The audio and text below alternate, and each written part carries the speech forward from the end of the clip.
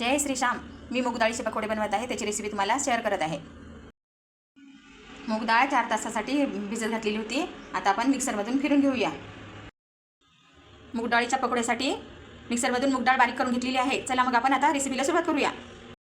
हिरवी मिरची, लसूणची पेस्ट, कांदा बारीक कट केलेला, जिरे, ओवा, कोथिंबीर, चवीपुरतं मीठ. हे सर्व मिश्रण आता एकत्र करून घ्यायचं आहे. सर्व मिश्रण एकत्र करून घेतलेलं आहे. चला मग आता पकोडे बनवूया. तेल आपलं गरम झालेलं आहे.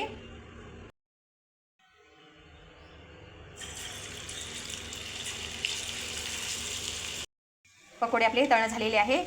कलर पण खूप छान आलेला आहे. आता आपण सर्व करूया. मूग डाळीचे पकोडे आपले खाण्यासाठी रेडी आहे.